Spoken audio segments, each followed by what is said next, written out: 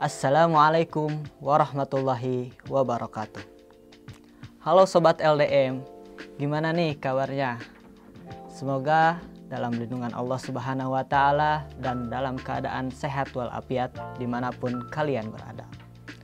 Welcome back di podcast Bisikan Alumni, bincang asik bareng alumni. Bersama saya Agus Abdul Halim yang akan menemani diskusi kali ini tentang dakwah setelah lulus kampus. Nah, tema kali ini yaitu dakwah pasca kampus, masih bisa atau sudah lupa? Tentunya saya tidak sendirian. Di sini saya bersama Kang Adi. Gimana nih kabarnya hari ini? Alhamdulillah baik. Kang Agus gimana kabarnya? Alhamdulillah saya baik juga, Kang. Insya Allah. Nah Kang, dalam diskusi kali ini kita akan membahas dakwah pasca kampus setelah kampus. Dan di sini pastinya ada pertanyaan-pertanyaan yang menarik nih buat Akang jawab. Tapi sebelum itu Kang, ada perkenalan dulu dari Akang. Perkenalan diri dulu. Silakan. Ya, perkenalkan pada penonton semua.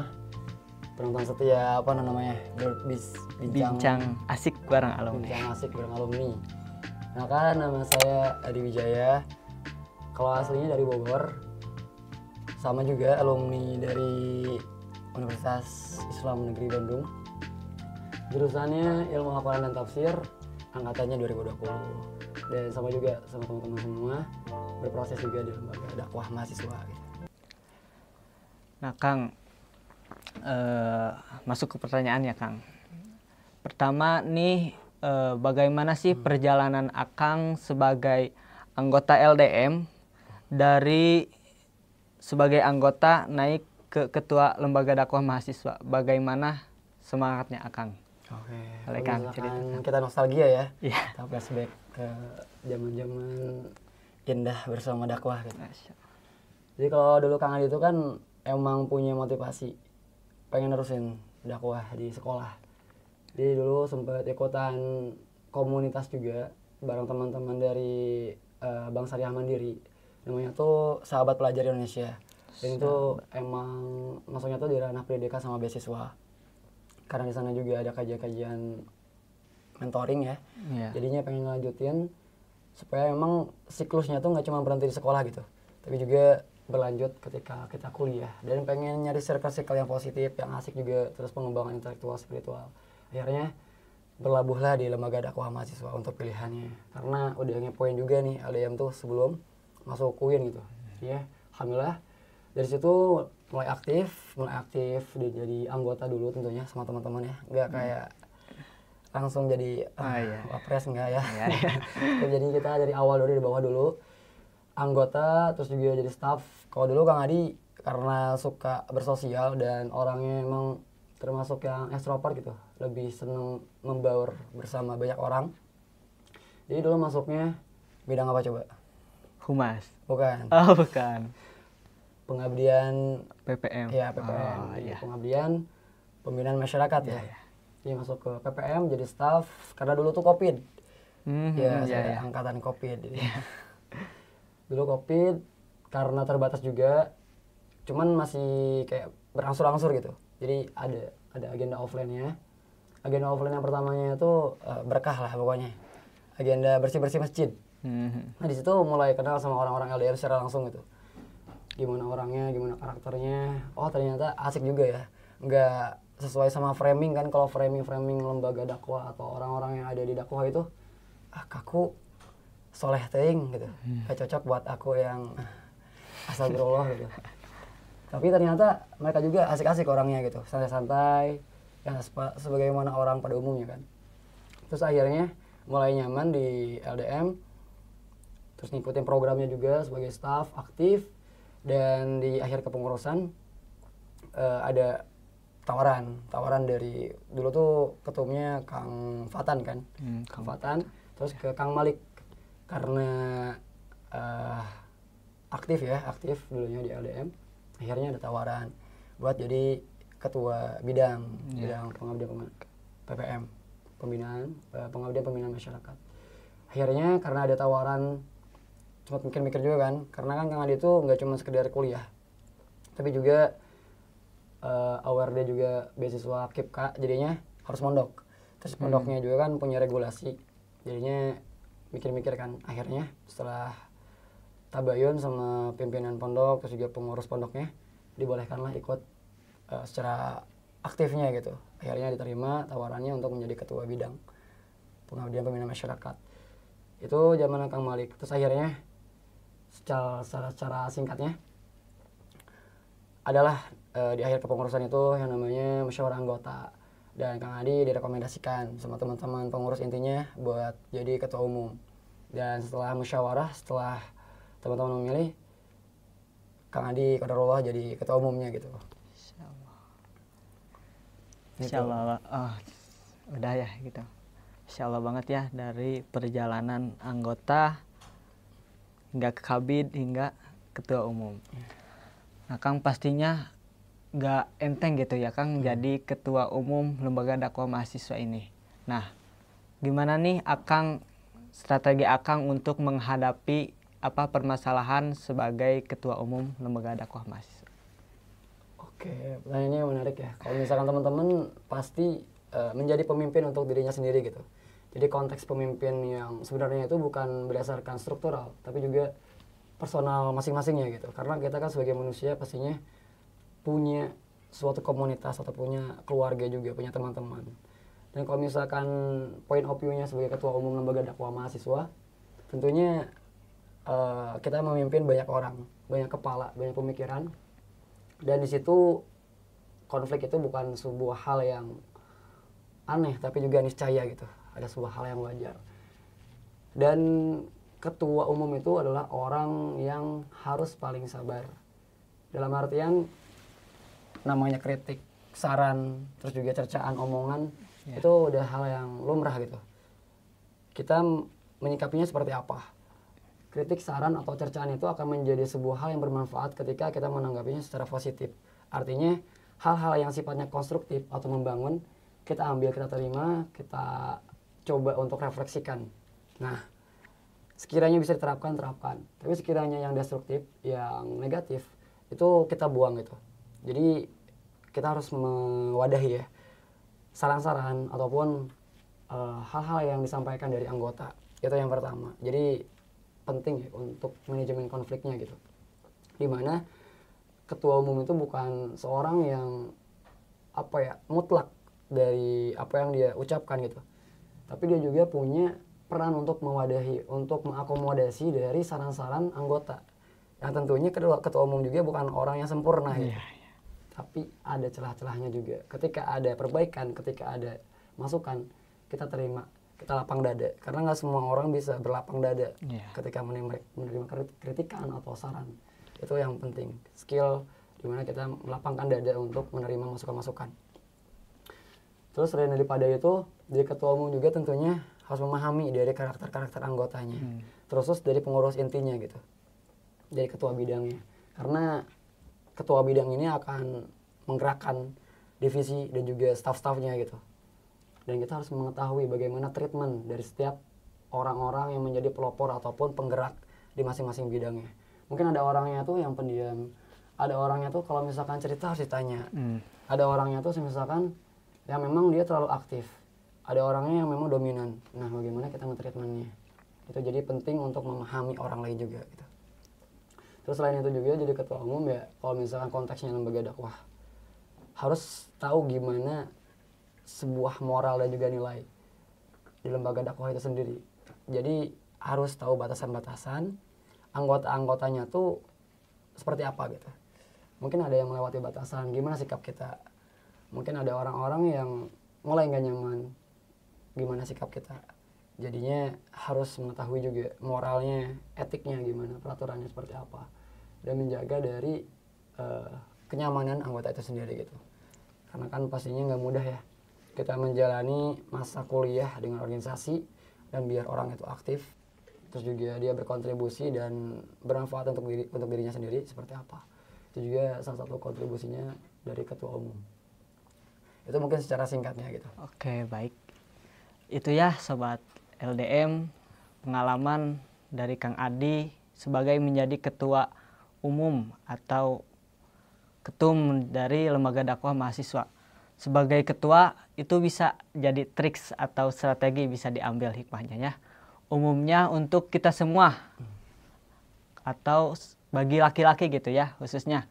Kan setiap laki-laki pasti akan menjadi pemimpin gitu. Yang mana itu bisa diamalkan oleh kita semua khususnya bagi laki-laki. Karena ada peribahasanya. Kalau misalkan perempuan kan madrasatul ula. Iya. Jadi kalau misalkan laki-laki itu mudirnya gitu, kepala sekolah. Iya. Jadi kepake banget buat kepemimpinan itu. Iya. Baik Kang, tadi kan dari perjalanan dari kampus gitu. Nah sekarang saya akan bertanya bagaimana transisi Akang dari kampus hingga ke dunia pasca kampus.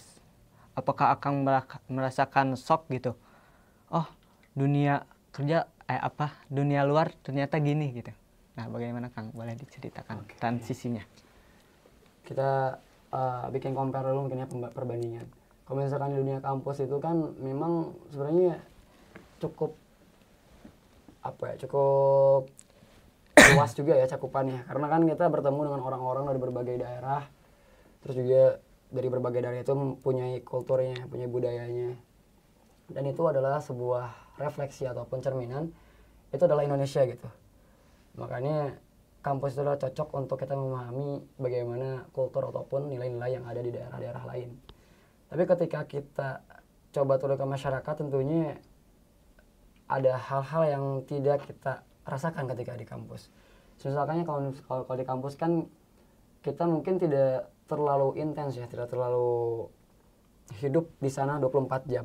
Yeah. Tapi kalau di masyarakat itu kita hidup di sana 24 jam. Dan tentunya gerak-gerik kita, tingkah laku kita akan lebih terpantau oleh masyarakat lainnya. Kalau misalkan ditanya bagaimana dari tanggapannya terkait dengan perbedaan antara ketika kita hidup di kampus dan juga di luar kampus, sebenarnya yang benar-benar berbeda itu adalah dari kontribusi dan juga peran kita. Kita ketika di kampus mungkin tuntutan kita sebagai mahasiswa atau mungkin teman-teman di LDM sebagai perannya masing-masing di LDM. Cuma ketika di masyarakat itu adalah pilihan gitu. Kita mau berperan enggaknya itu pilihan. Tapi ketika kita sudah menjadi mahasiswa, sudah menjadi orang-orang yang memiliki ilmu, apalagi aktivis dakwah, maka tanggung jawab sosial itu harus kita lakukan, harus kita laksanakan sekecil apapun itu gitu. Dan ketika Kang Adi turun di masyarakat, karena kan sekarang Kang Adi ada di rumah Quran di Cimahi, akan merasakan bahwa kita itu sebagai mahasiswa ataupun sebagai aktivis dakwah harus memiliki sebuah perasaan yang lebih mementingkan dari apa yang orang lain itu anggap rasa nyaman gitu.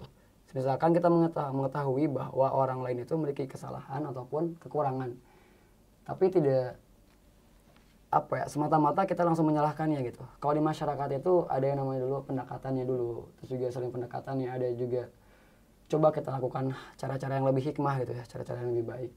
Karena kalau di masyarakat itu ketika terjadi konfliknya akan lebih banyaknya berkepanjangan gitu. Dan ini yang berbeda ketika di kampus. Kalau di kampus mungkin ketika terjadi konflik ya udah gitu, yang namanya mahasiswa terbiasa berkonflik ya. Jadi kalau misalkan di masyarakat, konflik itu adalah sebuah hal yang sedikit banyaknya akan mempengaruhi dari ukhuwah ataupun silaturahimnya. Ketika orang ini misalkan berkonflik dengan si A ini suka ke masjid, terus sama-sama jamaah dengan si B, maka si A atau si B ini akan tidak ke masjid yang sama gitu. Dan itu yang harus diingat, bahwa kita di masyarakat itu harus lebih memahami perasaan orang lain. Kan kalau misalkan dari hadis Rasulullah itu tidak sempurna iman seseorang ketika dia mengganggu ataupun membuat perasaan tetangganya itu tidak nyaman dengannya gitu. Dan itu memang benar-benar terjadi di masyarakat, bahwa tetangga itu adalah saudara kita gitu. Ketika kita mencintai saudara kita kan berarti kita juga menyempurnakan iman kita gitu. Makanya kalau misalkan hidup di masyarakat harus mengetahui juga batasan-batasan kita di dalam bersosial. Jangan sampai kita itu melewati batasan-batasan yang memang sudah menjadi normanya di sana. Itu yang pertama mungkin ya. Terus juga kalau misalkan di masyarakat itu, kita akan mengetahui bahwa apa yang kita pelajari di kampus, apa yang kita pelajari di sekolah, itu nggak semuanya bekerja ataupun sama gitu. Misalnya kita memahami teori di masyarakat itu ternyata ini. Tapi ternyata realitasnya tidak seperti itu. Dan itu harus memiliki kecakapan dan juga pengalaman dan kedewasaan kita di dalam bermasyarakat itu. Pastinya akan sangat berbeda gitu ketika kita menghadapi kenyataan sosial dan juga teori yang kita pahami. Apalagi teman-teman mungkin memiliki jurusan-jurusan yang berbeda. Iya. Dan itu lumayan perlu latihan lah. Apalagi kita tuh di masyarakat, kalau anak muda ya, anak muda itu nggak boleh salah sedikit, pasti langsung dikomentari. Misalkan kita jadi imam, salah bacaannya sedikit gitu, keceletot, nah itu akan jadi ya gunjingan omongan masyarakat. Itu sudah hal-hal yang lumrah, hal-hal yang biasa gitu, walaupun itu tidak baik ya. Cuman kita juga harus memahami bahwa yang namanya orang tua, yang namanya masyarakat pasti menginginkan kebaikan untuk yang lebih mudanya gitu.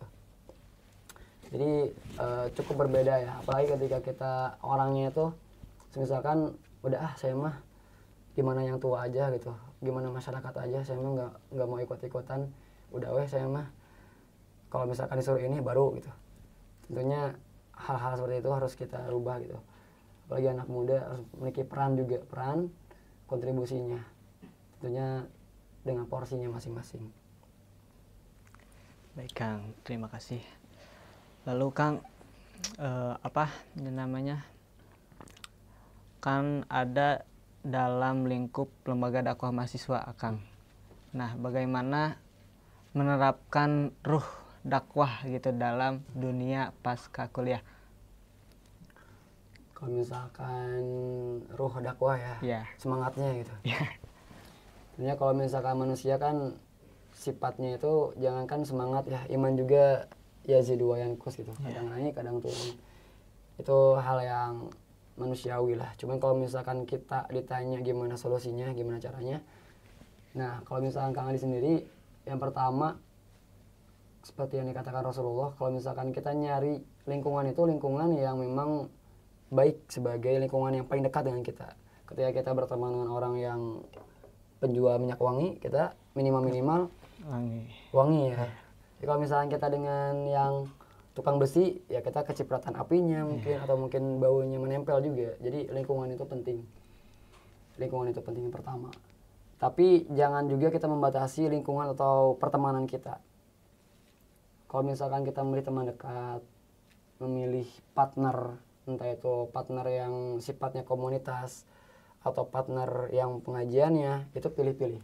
Cuma kalau misalkan kita berteman, bersosial dengan siapa aja, jangan sampai kita tuh membenarkan hal-hal yang sifatnya tuh klasik gitu. Contoh kayak, saya mah jarang ngaji Al-Quran, bukan anak pesantren gitu.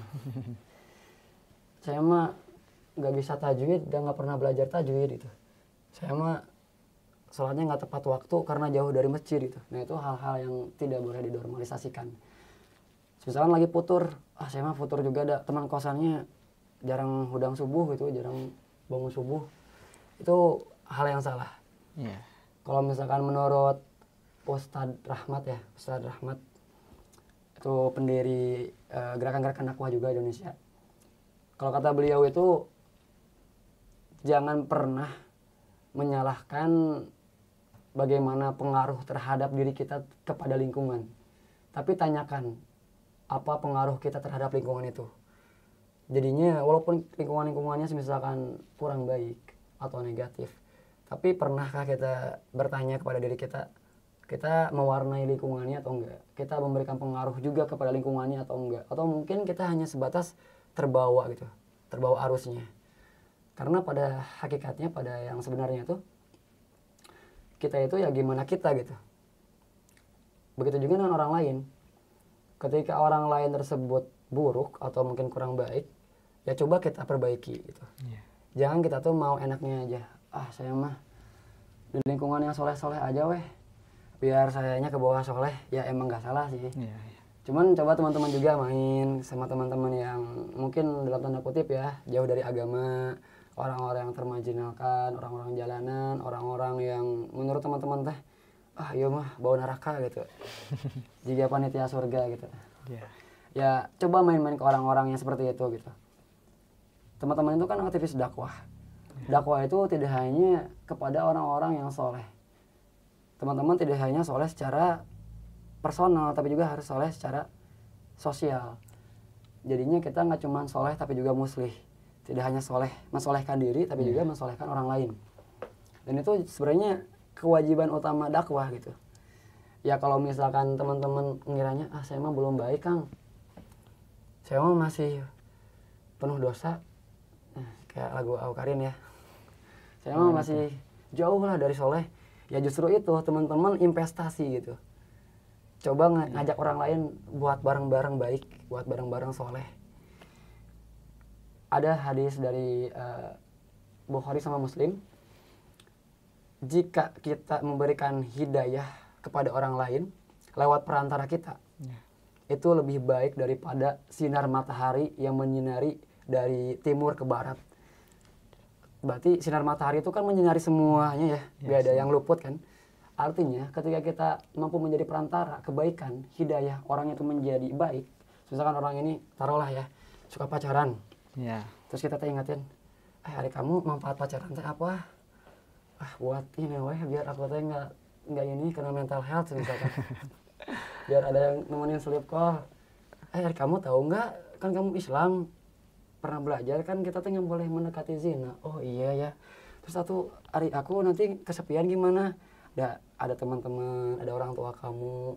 Emang kamu ini jauh dari orang tua kan? Enggak, orang tua kamu juga mungkin pengen diajak cerita atau kakak kamu atau teman kamu. Emang ke pacar doang.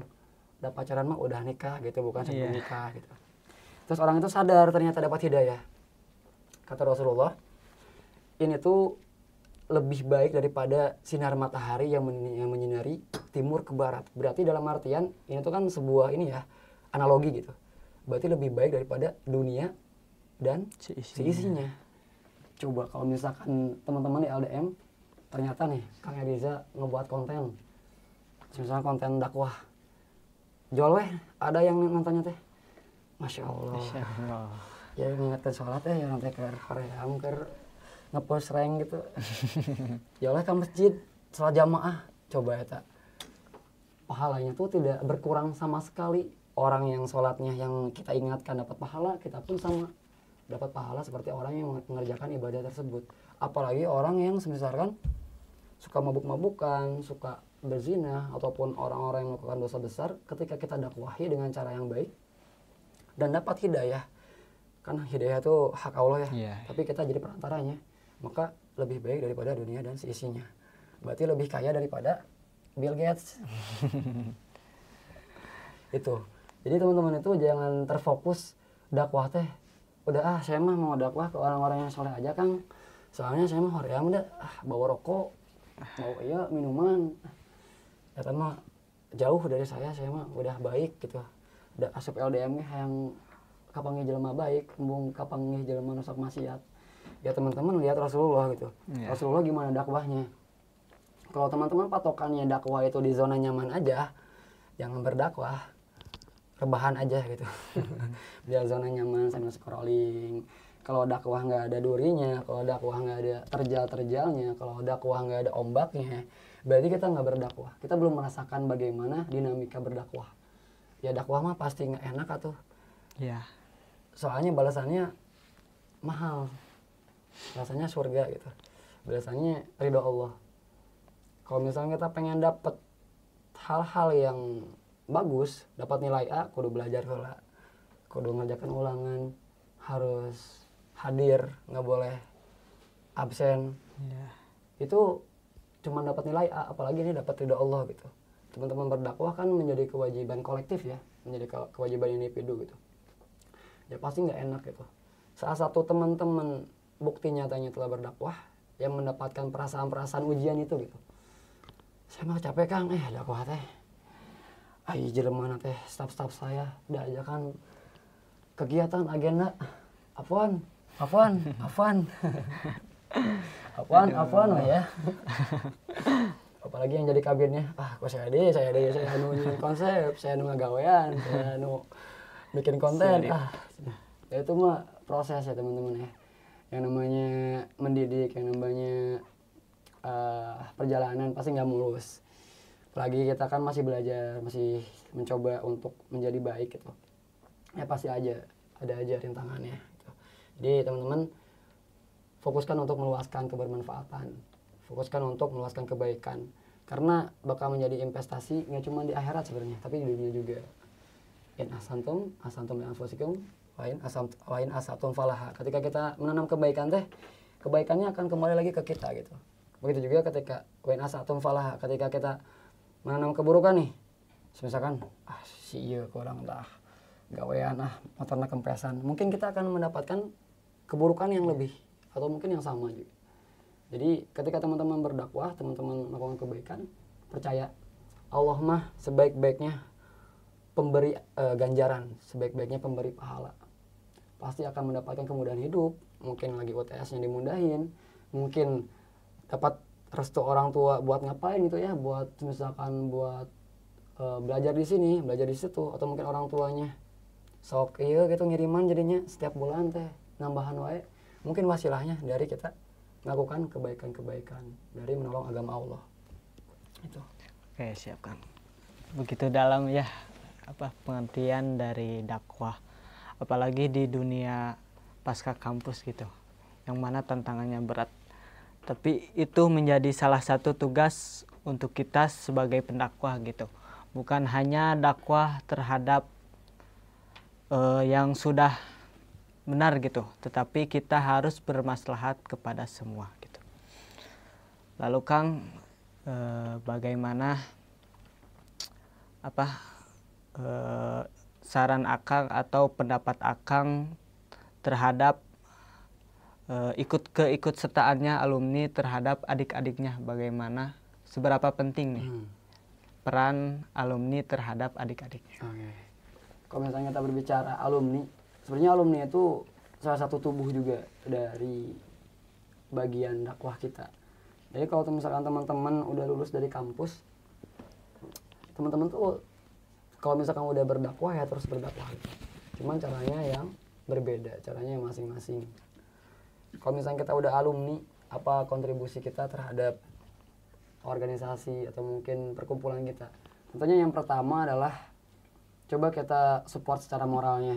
Misalkan lagi ada yang ngirim nih, Pak Ketum misalnya Kang Zen ngirim acara di grup alumni, coba kita respon dengan baik atau mungkin kita semangatin. Kalau misalkan kita udah secara moral gitu, itu mah gampang ya. Mungkin secara finansialnya juga boleh. Ketika kita punya rezeki yang lebih, kan dakwah itu fisabilillah ya. Maksudnya salah satu amalan-amalan yang ada di jalan Allah. Ketika teman-teman menginfakkan hartanya, mendonasikan sebagian rezekinya, sama-sama aja teman juga berjihad di jalan Allah gitu. Jadi kalau ada rezeki lebih, mungkin dari pengurusnya juga ngasih tahu ada acara ini, siapa tahu ada alumni yang tergerak gitu ya buat menghimpunkan dananya. Entah itu ada yang sakit atau mungkin ada yang nggak bisa bayar UKT, coba komunikasikan ke teman-teman alumni gitu, ke bapak-bapaknya, ke akang-akangnya gitu. Coba kalau misalkan kita udah ikhtiar, insya Allah ada jalannya. Itu jadinya support secara moral, kalau ada rezeki berlebih secara finansial. Terus juga dari teman-teman pengurus coba untuk lebih erat lagi sama alumni. Misalkan mungkin sekedar kayak nanyain kabarnya, kalau bisa silaturahim. Kalau mungkin udah silaturahim, sekiranya orang ini punya potensial garapan proyek dakwah. Misalkan Kang Adi nih, punya perusahaan 1000 gitu ya, amin. Amin.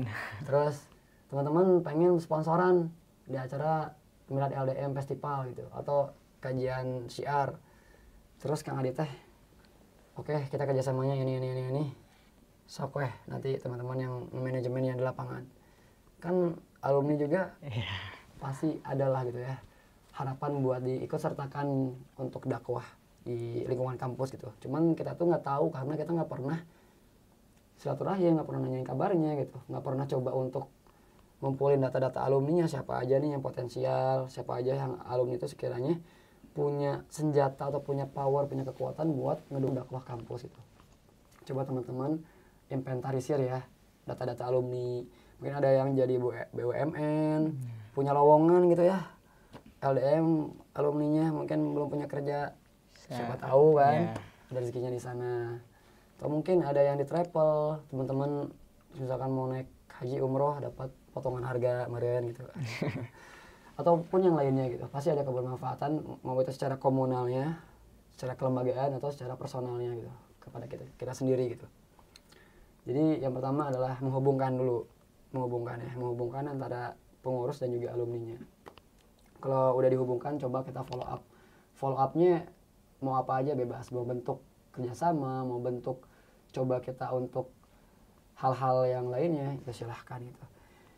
Dan boleh juga kita misalkan ngundang alumni itu jadi pemateri kayak Kang Adi kayak gini, atau mungkin kita tuh coba untuk bikin gerakan apa nih di luar LDM. Misalkan teman-teman tuh suka media, terus alumni punya wadahnya gitu ya, punya dananya lah. Oh oke, boleh nanti kamu yang ngegarap media sosial saya misalkan, nanti digaji sekian gitu. Itu juga boleh. Jadi keuntungannya nggak cuma secara lembaga ya, tapi juga secara personal nggak apa-apa. Ya, Kang. Baik, itu mungkin menjadi tugas khususnya bagi pengurus ya, Kang. Dan para alumni, jangan lupa terhadap apa yang kamu telah jalankan di lembaga dakwah mahasiswa selama di kampus, karena alumni sama lembaga dakwah mahasiswa itu masih satu tubuh ya, Kang. Baik, selanjutnya Kang, bagaimana cara mengembangkan atau cara melahirkan semangat bagi pengurus-pengurus lembaga dakwah mahasiswa? Oke. Kalau misalkan kita berbicara tentang ini ya, hal-hal yang seperti ini kan kalau untuk menghadirkan semangat kepada orang lain itu ya ibaratnya kita memberikan pengaruh ya. Tapi terkadang juga kitanya kurang semangat juga, orang juga gitu. Makanya yang pertama itu adalah kalau kita konteksnya lembaga dakwah mahasiswa, coba teman-teman kalau misalkan mau konsisten nih anggotanya tuh aktif produktif, lihat dulu gimana kaderisasinya. Itu penting banget, kaderisasi. Karena kaderisasi itu adalah dapur gitu ya, sebuah kompor. Kalau misalkan kita masak, kompornya mati kan gak bakal jadi ya masakannya, gak bakal enak juga masakannya. Jadi hal yang pertama adalah kita coba lihat kaderisasinya seperti apa. Apakah kajiannya jalan, apakah mentoringnya jalan, apakah anggotanya terberdayakan semuanya gitu. Atau terberdayakan tapi itu lagi gitu. Jadinya harus dilihat juga dari kaderisasinya yang pertama. Kaderisasi nggak cuma sekedar mentoring ya. Mentoring itu adalah fundamentalnya, dasarnya. Tapi juga harus ada kaderisasi per bidang. Misalkan antum bidang apa? Medinfo. Nah, tugasnya dari ketua bidang itu mengkader dari anggota-anggota Medinfo, staf-staf Medinfo, biar punya kapasitas atau skill yang sesuai sama standarisasinya sebagai staf. Antum misalkan kurang menguasai Canva, berarti tugasnya Kabid itu adalah memfasilitasi gimana caranya anggota-anggotanya bisa mengoperasikan Canva. Entah dengan pemateri dari orang lain atau dengan dirinya sendiri, bikin workshop, bikin seminar, atau bikin kelas-kelas yang cuma Medinfo aja gitu. Itu bebas. Itu juga sama kaderisasi. Atau dari bidang humas. Bidang humas misalkan anak-anaknya tuh ternyata kurang bisa bersosial. Coba kita ajak terus itu ya. Kalau misalkan ada silaturahim, ada jaulah, dia terbiasa dengan lingkungan-lingkungan dari luar. Biar terbiasa hidup bermasyarakat misalkan. Dan itu adalah tugas dari teman-teman ketua-ketuanya. Ketika ketuanya sudah bisa mengkader, udah mendapat mentoring ya secara sakofa Islamiyahnya, terus dikader juga sama ketua bidangnya. Nah, terus diberdayakan juga, insya Allah nantinya. Kalau semangat mah, dan yang namanya semangat mah, apa ya, terkadang datangnya dari diri sendiri, terkadang juga dari orang lain gitu ya. Karena tuntutan juga, udah jadi amanah gitu. udah jadi sifat Rasul amanah mah, saya juga umat Rasul, masa gak mau jadi kayak Rasul gitu, sikapnya mencontoh. Udah ada ininya lah gitu, udah ada dorongannya gitu. Selagi memang terberdayakan, terkader, terus juga kita tahu porsinya. Kalau misalkan memberdayakan gak boleh kelewatan gitu ya. Kalau misalkan orang ini kuliah, lagi nugas, lagi ngapain, tanyain dulu kabarnya, apa kesibukannya, ngobrol-ngobrol kalau bisa secara langsung, sering adain pertemuan, santai-santai ngebahas apa kayak nggak usah proker wae gitu. Kalau udah itu mah udah intimate gitu ya, udah terhubung antara satu sama lain ya. Ya, yang akhwat mah sama akhwat gitu ya, sama sakbitnya. Yang ikhwan mah sama ikhwan, sama kabitnya gitu. Insya Allah pasti akan ada sinergitas gitu, akan ada rasa sense of belongingnya. Ini teh LDM teh dakwah teh karena Allah. Saya teh di Medinfo, saya teh di Humas, saya teh di bidang-bidang lainnya. Udah jadi tanggung jawab saya buat mencapai ridha Allah gitu. Mau apapun tugasnya, insya Allah saya jalani gitu. Oke, itu ya bagi para pengurus kamu. Jadi jangan luluh semangatnya gitu, harus tetap semangat dan harus saling berkomunikasi sesama anggota gitu.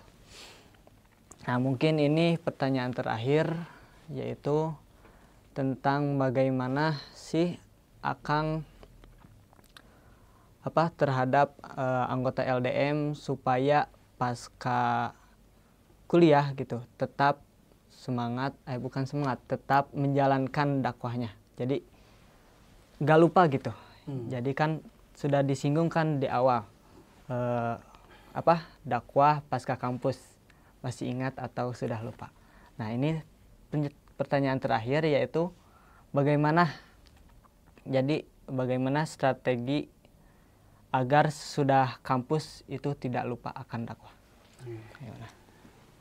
Yang pertama tahu ya bahwa dakwah ini adalah sebuah keharusan ya, sebuah anjuran dari Allah. Itu teman-teman boleh baca ya dari surat Al-Imran ayat 104. A'udzubillahi minasyaitonirrajim. Wal takum minkum ummatu yad'auna ila khairi wa ya'muruna bil ma'ruf wa yanhauna 'anil munkar.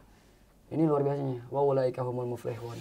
Dan orang-orang yang mengerjakan ma'ruf atau mengajak kepada kebaikan, orang-orang yang menghindarkan terhadap keburukan, kepada yang munkar, itu tuh wal takum minkum.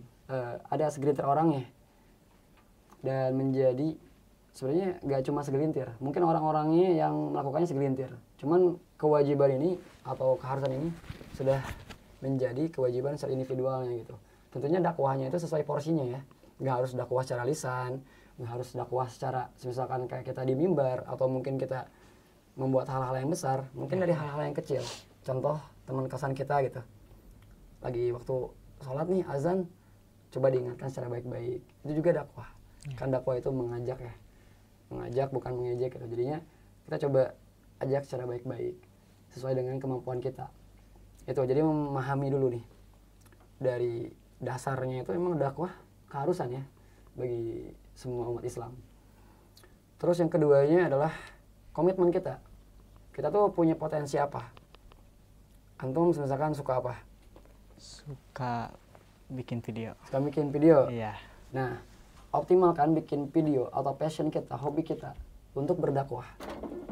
Kalau misalkan passion kita, kesukaan kita, hobi kita jadikan sarana untuk berdakwah, kira-kira dakwahnya capek gak? Enggak. Seru kan jadinya? Seru. Ataupun misalkan apapun itu yang bisa kita lakukan untuk berdakwah. Entah kita bikin konten di media sosial, entah kita coba untuk mengajak orang lain, atau kita turun ke dunia kepakaran, kita jadi dokter yang ingat sama ajaran Allah, dokter yang melakukan kebaikan, dokter yang memberikan kebermanfaatan, ataupun hal-hal lainnya, profesi lainnya. Kan kalau misalkan kata senior kita itu nahnu du'at qabla kulli syai, kita tuh dai sebelum menjadi apapun. Sebelum kita jadi mahasiswa ya kita dai, sebelum kita jadi dokter dai, sebelum kita jadi profesor kita dai. Apapun profesi kita ini adalah dai, orang yang mengajak kepada Allah Subhanahu wa taala. Dengan cara apa? Ud'u ila sabili rabbika bil hikmah. ajak kepada jalan Allah itu dengan hikmah. Hikmah ini adalah cara-cara yang baik, hal-hal yang bijaksana. Tidak boleh mengejek orang, tidak boleh kita membuat kerusuhan demi kebaikan gitu ya. Harus dengan cara-cara yang baik. Kalau misalnya kita mau menasehati, nasihatilah ketika sendiri. Contohnya. Terus juga ud'u ila sabili rabbika bil hikmah wal mau'izatil hasanah, dengan pengajaran yang baik. Pilih kata-katanya yang sesuai. Kalau orang tua, coba padanan katanya kita pilih. Bagaimana kita coba untuk memberikan sebuah kebaikan kepada orang tua dengan komunikasi kita yang sopan, yang baik, yang santun. Terus wal mau'izatul hasanah wajadilhum billati hi ahsan. Jikalaupun nanti ada perdebatan, ada pertentangan, ada percekcokan, ada ketidaksetujuan, wajadilhum billati hi ahsan. Maka debatkanlah, maka coba cari jalan keluarnya dari perdebatan itu, dari perbedaan itu, ahsan, dengan cara yang paling baik. Kalau misalnya kita harus mengalah, selama itu hal-hal yang furu, bukan hal-hal yang usul, hal-hal yang cabang, teman ada fikih mazhab yang beda gitu ya, kita memperdebatkan di masjid ini, dan selagi ada landasannya di Rasulullah, udah ada ijtihadnya, ngapain diperdebatkan gitu. Coba itu hal-hal yang usul, hal-hal yang pokok, baru kita coba pertahankan. Tapi pilihlah hal-hal yang paling baik. Itu jadinya harus tahu dulu gitu ya, niat kita tuh, komitmen kita, kalau bisa sesuaikan dengan passion kita, sesuaikan dengan hobi kita. Terus yang ketiganya, coba kita mulai bangun kontribusi kita, entah itu di lingkungan kerja, kita kerja dengan optimal, dengan sebaik-baiknya, dengan kita sesuai dengan tupoksinya, standarnya, kita tidak bermalas-malasan. Itu juga sama, kita berdakwah, menjadi uswah, menjadi contoh. Kalau misalnya kita udah menjadi karyawan terbaik, atau mungkin kita menjadi pengusaha yang baik, maka kita akan menginspirasi orang lain. Dengan inspirasi dari kita, dengan keteladanan dari kita, maka orang lain pun akan tergerak, akan terajak. Itu juga sama dakwah. Jadinya coba kita bikin kontribusi. Kita mau kontribusi di mana nih? Coba kita pilih lahannya gitu ya. Mau di lingkungan kerja, mau di lingkungan keluarga, mau di lingkungan masyarakat. Sebisa mungkin kita optimalkan dengan kapasitas terbaik kita. Dan satu lagi, teman-teman pemirsakan di lembaga dakwah, terus orang-orang yang memiliki peran sebagai leader, sebagai orang-orang yang mempunyai kapasitas tanggung jawab yang lebih besar. Hal yang terpenting adalah kaderisasi. Kalau kata Bung Hatta itu, kaderisasi adalah menanam. Jadi kita menanam bibit-bibit di masa depan untuk menjadi pemimpin-pemimpin yang akan menggantikan kita. Dan sebaik-baiknya pemimpin adalah orang yang mampu melahirkan pemimpin yang lebih baik daripada dirinya. Jadi ketika proses kaderisasi itu berjalan, proses pendidikan itu berjalan, itu akan menciptakan generasi-generasi yang unggul, yang akan berkontribusi ke depannya di jalan dakwah untuk kemaslahatan Islam, untuk kebermanfaatan Islam. Dan perlu kita ingat juga, ketika kita berdakwah, berarti kita berdagang dengan Allah. Dan ketika kita berdagang dengan Allah, maka tidak akan ada hal yang Allah rugikan sama sekali. Akan Allah balas dengan sebaik-baiknya. Dan perdagangan dengan Allah adalah perdagangan yang tidak akan pernah rugi. Itu yang perlu kita catat. Ketika berlaku kebaikan, berlaku positif, menciptakan manfaat bagi orang lain, maka sejatinya adalah kita sedang berdagang dengan Allah, dan Allah akan memberikan keuntungan yang sebaik-baiknya. Itu ya Sobat LDM, untuk dakwah pasca kampus ini harus tetap semangat dalam menjalankan dakwah, baik dalam kampus maupun di luar kampus. Nah, mungkin tidak terasa ya waktu demi waktu hingga sudah habisnya pertanyaan. Nah, Akang, yang terakhir coba berikan motivasi sekaligus close statement untuk diskusi kami. Oke.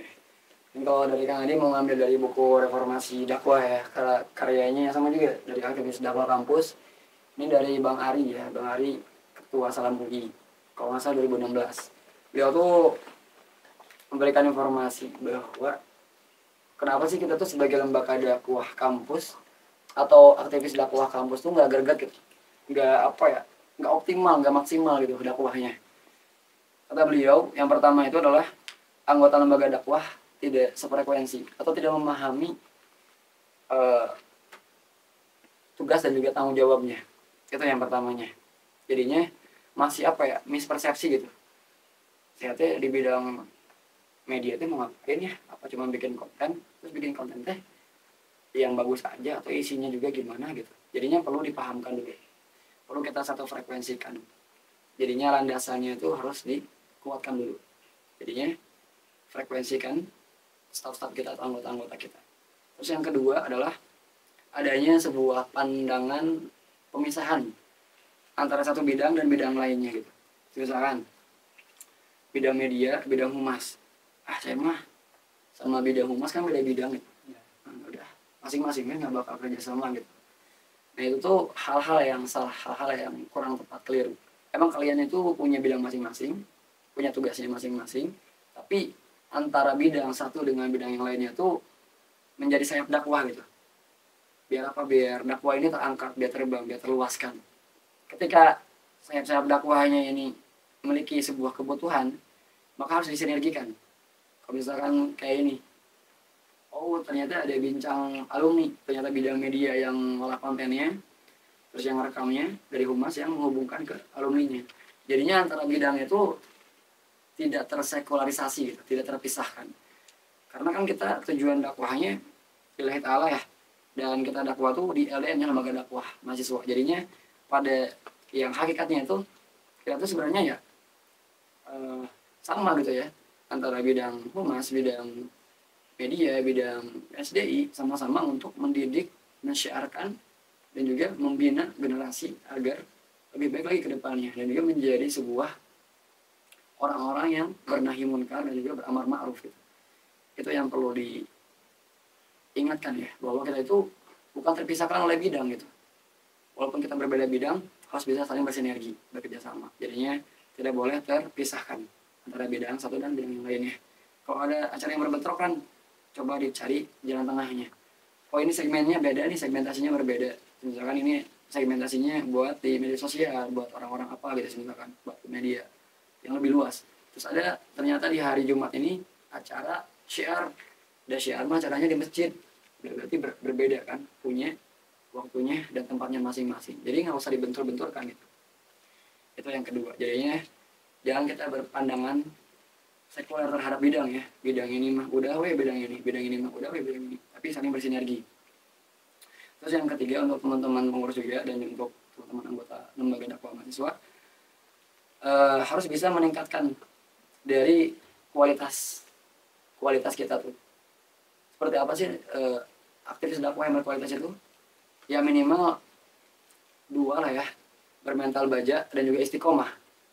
Bermental baja kita teh nggak cepat-cepat mengeluh. Oh ada tugas, oh ada program kerja, oh ada ini pengajian di pesantren. Ya mentalnya kuatin gitu ya. Kita tuh nggak apa ya, nggak langsung ngedown gitu. Oh ini teh manajemen waktu jadinya. Oh ini teh manajemen kegiatan. Mungkin di situ ada hikmah. Kita belajar manajemen waktu, manajemen kegiatan. Kita bisa multitasking jadinya. Coba ambil hikmahnya. Terus juga istiqomah. Jadi jangan muntaber ya. Muntaber tahu? Mundur tanpa berita. Jadi tiba-tiba ngilang, tiba-tiba nggak ada, tiba-tiba dihubungin sama kabinetnya. Nggak balas cek satu. Bahkan kadang-kadang orangnya diblokir gitu. Itu apa? Jadinya harus bermental baja dan istiqomah. Dan harus tahu juga terkait dengan bagaimana kita sebagai dai ya, di moral dan juga nilainya. Terus yang terakhir, teman-teman di lembaga dakwah itu bukan sekedar menjalankan kegiatan, tapi juga teman-teman itu ketika menjalankan kegiatan follow up tindak lanjutnya. Ketika punya data-data pesertanya, coba follow up. Ketika ini misalkan ada tayang di YouTube, coba nanti evaluasi apa yang kurangnya. Misalkan wah ternyata penontonnya masih segini, biar naik penontonnya harus apa ya? Ataukah pematerinya harus lebih baik lagi? Atau mungkin hal-hal lainnya di-improve gitu. Jadi harus ada evaluasi, harus ada tindak lanjut, harus ada follow up-nya. Itu mungkin ya.